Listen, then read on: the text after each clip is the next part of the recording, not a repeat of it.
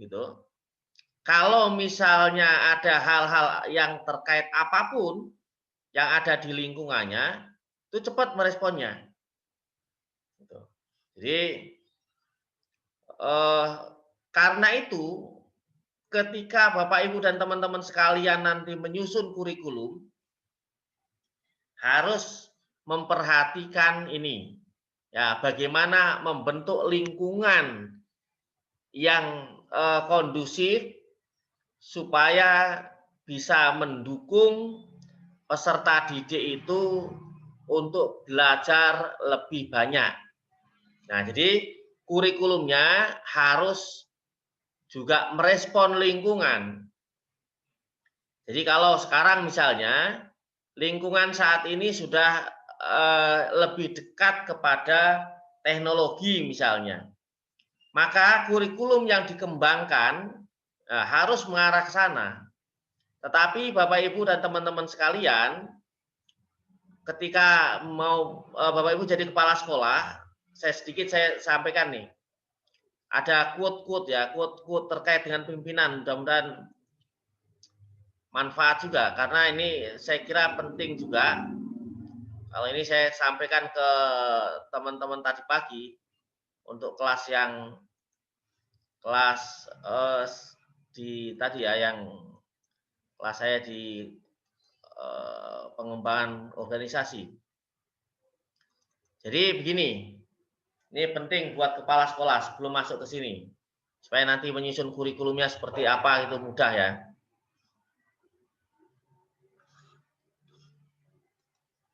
Karena saya kira ini waktu saya cukup lumayan untuk memberikan tambahan ya, selama tidak membosankan. Nah, ini quote-nya. Jadi tadi kenapa kepala sekolah itu menjadi penting?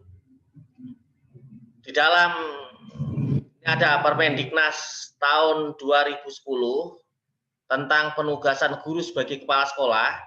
Harusnya kepala sekolah itu punya 5 kompetensi ini. Ada kompetensi kepribadian, manajerial, kewirausahaan, supervisial. Nah, kalau dikti, nah ini karena tadi pagi saya kumpulkan semua kelas itu, ada dosen yang kena COVID, jadi kelasnya dikumpulkan. Nah, jadi kalau dikti itu harus memahami standar nasional pendidikan tinggi nomor 3 tahun 2020. Ini banyak hal terkait dengan perguruan tinggi, terkait dengan beberapa hari yang saya sampaikan, itu masa studi. Ini sekalian teman-teman saya ingatkan, ini kan banyak di angkatan 2019 ya. Ada yang semester ganjil, ada yang semester genap. Jadi begini hitungan saya. Yang tahun 2017, karena menurut pasal 17 di sini, pasal 17 SN Dikti nomor 3 2020, mahasiswa angkatan 2017 ganjil pasca PTIG itu masa studinya habis di 30 Juni 2021 ini. Jadi yang teman-teman punya kenalan yang 2017 ganjil itu harus lulus 30 Juni 2030 ini. Kalau nggak lulus berarti tidak bisa lulus. Karena otomatis tidak memenuhi persyaratan untuk lulus. Langsung begitu udah. Yang genap masa studinya sampai 31 Desember 2021. Yang ganjil 30 Juni 2021, yang genap 31 Desember 2021. Angkatan 2018 ganjil masa studinya habis 30 Juni 2022.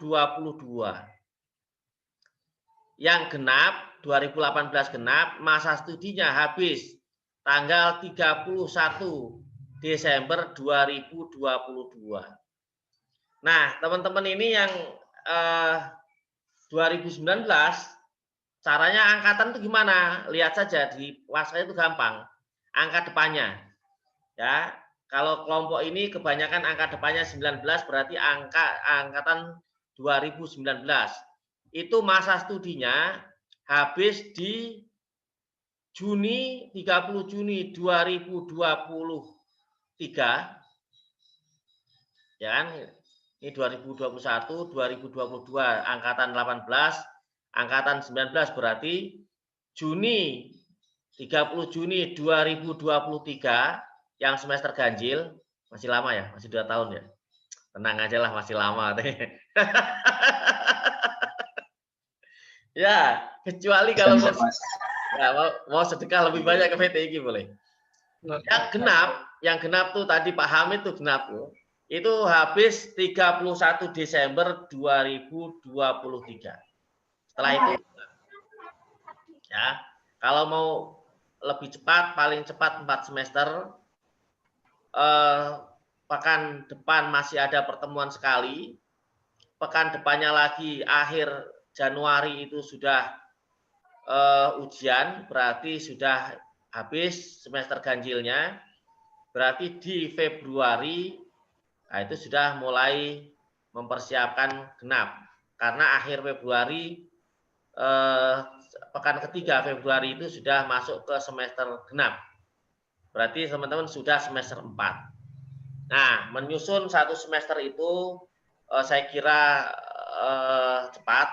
Jadi silakan kalau yang mau mengusulkan judul segera.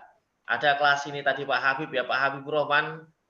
Nanti nggak apa-apa kalau mau diskusi setelah kita selesaikan kelas ini, karena ternyata Senin malam besok itu saya tidak bisa mulai dari jam 8, biasanya jam 20 saya mulai. Karena tadi ada tetangga yang meninggal, jadi harus ke tetangga dulu. Mulai paling jam setengah 10 malam, kan Senin ini diskusinya. Baik, ini ya yang standar nasional Dikti ya. Nah, kepala sekolah atau pimpinan perguruan tinggi itu diharuskan mampu menggerakkan dan mengembangkan semua potensi yang ada, termasuk tadi ketika menyusun kurikulum itu, ya, baik di sekolah maupun perguruan tinggi, sehingga terjadi perubahan positif dari hasil belajar siswa. Ini kata kuncinya di sini. Ya, perubahan positif dari hasil belajar siswa atau kompetensi mahasiswa. Harusnya di sini nih. Makanya memang semua harusnya diarahkan ke sana. Nah, ini tadi yang saya kaitkan dengan tadi ya pengumuman kurikulum ya. Ada 3 quote sesungguhnya. Ini bukan quote saya, tapi quote-nya Lausu yang ini dari Pak Farudin Faiz sesungguhnya. Ini yang saya kurung-kurung ini kalimatnya Pak Farudin. Kalau yang tidak dikurung ini kalimat terjemahan dari Lausu ya. Yang tidak dikurung terjemahan dari Lausu. Kata Lausu begini, ia tidak menampakkan diri. Maksudnya pemimpin itu tidak menampakkan diri. Karenanya ia terlihat di mana-mana. Jadi kehadirannya itu dirasakan. Tidak menonjol. Pemimpin itu memang tidak menonjol, tidak menonjolkan dirinya. Tapi kehadirannya dirasakan oleh semua yang dipimpin. Ia tidak memberikan batasan tentang dirinya sendiri. Tidak seolah-olah karena keahliannya di pendidikan, kemudian kalau yang bukan pendidikan jangan ke saya ya, bukan begitu pemimpin itu. Kalau ini bukan bidang saya, enggak. Dia tidak membatasi diri, karenanya ia berbeda. Karena tadi kalau terlalu membatasi diri bisa jadi kaku, kata Pak Fardin begitu. Ia tidak menonjolkan diri. Ya, kalau menonjolkan diri itu merasa sudah hebat sehingga tidak mau menambah. Itu kelemahannya di situ. Karena dia merasa kurang terus, karenanya ia berhasil. Ia tidak membanggakan karyanya, karenanya ia tetap tegak. Ia tidak bertengkar dan justru karena itulah tidak ada orang di dunia ini dapat bertengkar dengan dia. Jadi kalau kepala sekolah itu misalnya dikritik sama guru, dikritik sama orang tua murid, ya berarti melihatnya begini, oh berarti masih ada yang kurang. Terima kasih dikasih masukan lebih baik. Nah, itu yang mengkritik juga sudah puas itu. Kalau orang tua murid lagi ngasih masukan terus kepala sekolahnya kekeh gitu, orang tua muridnya juga malas juga ngasih masukan. Oh iya terima kasih. Orang tua muridnya marah-marah. Waduh, wah, gampang itu. Kalau pengalaman para kepala sekolah yang sudah lama itu begini katanya. Kalau ada orang tua murid masih mau marah-marah ke sekolah, itu berarti masih peduli. Ya, kalau sudah nggak mau marah, nggak mau apa-apa, itu malah justru bahaya, itu nggak peduli. Kan wali muridnya keterlaluan, dia keterlaluan harus marahi. Ya, kitanya kepala sekolahnya harus berpikirnya begitu. Wali murid itu tidak marahi kepala sekolahnya, tidak puas dengan sekolahnya. Sekolah dan kepala sekolah itu berbeda. Jadi kalau misalnya marah-marah tidak puas tadi ya mungkin secara keseluruhan tapi tidak personal kepala sekolahnya. Jadi kita nggak usah sakit hati, nggak apa-apa. Nah, kata Lausu begini, pergilah dan temui masyarakatmu. Tadi ya, yang tadi kurikulum itu harus memulai dari awal. Hiduplah bersama mereka, cintailah mereka, mulailah dari apa yang mereka tahu. Jadi kalau membuat apa kurikulum, membuat program-program itu dari yang terdekat saja, yang kira-kira nyampe secara pikiran anak-anak itu. Kalau misalnya yang kita hadapi itu nyampe mereka. Guru-guru itu jangan karena kita misalnya, sudah lulus S2, sudah ahli betul dalam pendidikan, seolah-olah pengen semuanya serba cepat ya. Kita saja belajar kan melalui proses. Jadi kalau menghadapi guru-guru yang kemudian butuh proses, ya kita harus kembali memulai dari apa yang mereka pahami. Kata Lausu begitu. Berkaryalah dengan apa yang mereka miliki dan pemimpin terbaik itu, kata Lausu, saat pekerjaannya tuntas, tugas selesai, masyarakat akan berkata, kita sendiri yang melakukannya. Jadi nggak apa-apa, kata mereka masing-masing merasa berhasil karena ikut terlibat melakukan gitu. Jadi sekolah yang bagus itu kalau semua merasa berperan untuk membaguskan sekolahnya, bukan menggagakan, oh ini karena kepala sekolah ini seolah-olah ya, bukan itu. Kata Lausu begitu, kata Lausu. Untuk memimpin masyarakat, berjalanlah di samping mereka. Ini masih lanjutannya Lausu. Pemimpin yang terbaik, kata Lausu, masyarakat tidak melihat kehadiran mereka. Jadi pemimpin yang terbaik menurut Lausu itu tidak kemudian menjadi sosok yang serba, tapi ya tadi yang dirasakan kehadirannya tadi. Itu peringkat pertama. Peringkat keduanya kata Lausu, masyarakat yang menghargai dan memuji. Jadi kalau mungkin pemimpinnya masih kelihatan, tapi kemudian masyarakat itu menghargai kehadirannya, memuji keberadaannya, menjadi pemimpin. Atau tingkatan yang ketiga, kata Lausu itu, masyarakatnya takut. Nah, gitu. Jadi mengikuti perintah, melakukan pekerjaan itu karena takut. Itu menurut Lausu itu pemimpin tingkatan yang ketiga.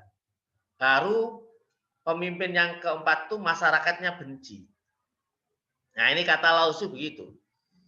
Nah, sampai diakhiri saat kerja pemimpin terbaik tuntas, masyarakat akan berkata, kita melakukannya sendiri. Kata Lausu begitu. Nah, ini. Nah, makanya Bapak Ibu dan teman-teman sekalian terkait dengan tadi ya, saya kembali ke sini. Jadi mulai dari sini bagaimana membuat kurikulum itu mampu direspon oleh anak-anak.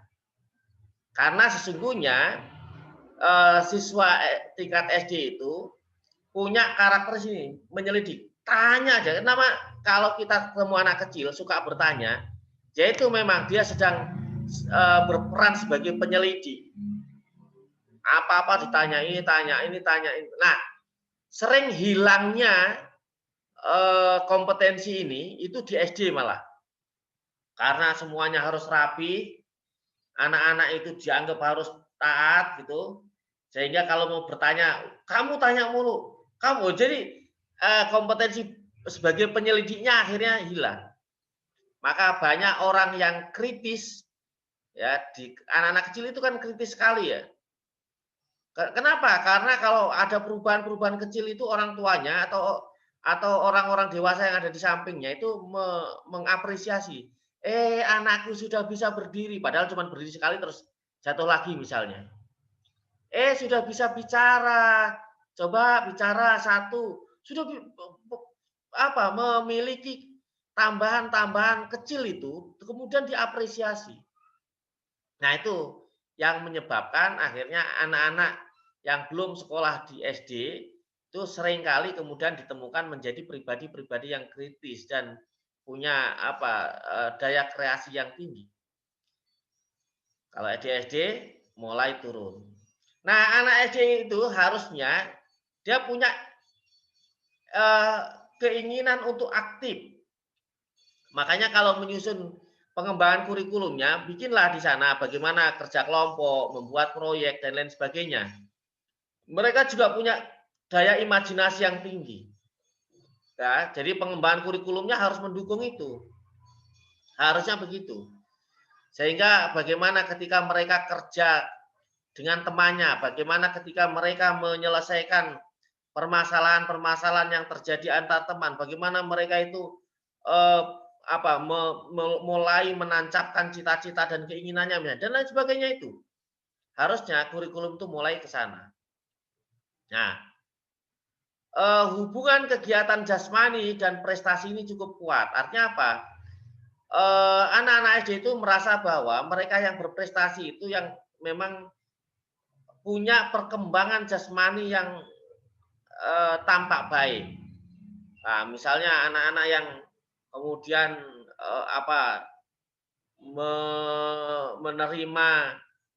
menerima penghargaan karena mungkin bisa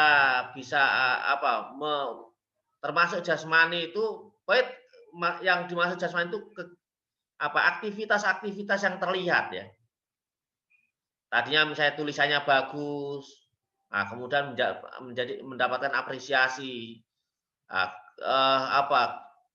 kehadiran yang istilahnya tadi misalnya kerapihan, kedisiplinan itu juga bagian-bagian dari kegiatan jasmani.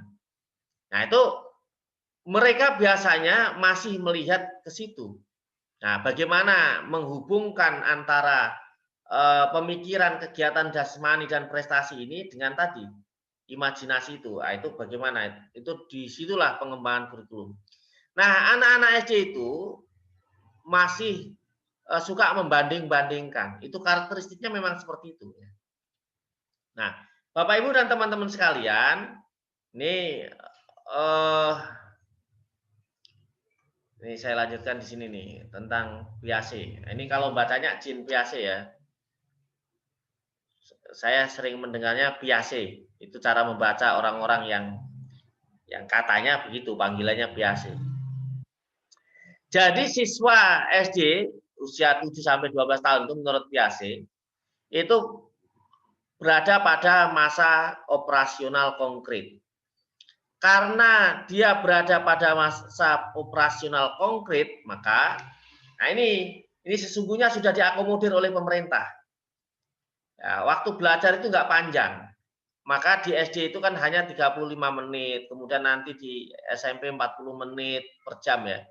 SMA-nya 45 menit. Itu memperhatikan di sini. Nanti di TK lebih kurang lagi 30 menit misalnya. Per jam sudah itu mengapresiasi itu karena tadi pada operasional konkret itu. Dan kemampuan anak untuk berkonsentrasi juga nggak banyak. Jangankan anak, kita yang dewasa saja kadang-kadang kan nggak lama juga kan konsentrasinya. Terlalu lama bisa ngantuk. Nah, apalagi kalau ini gampang tuh. Kalau misalnya banyak hal tuh.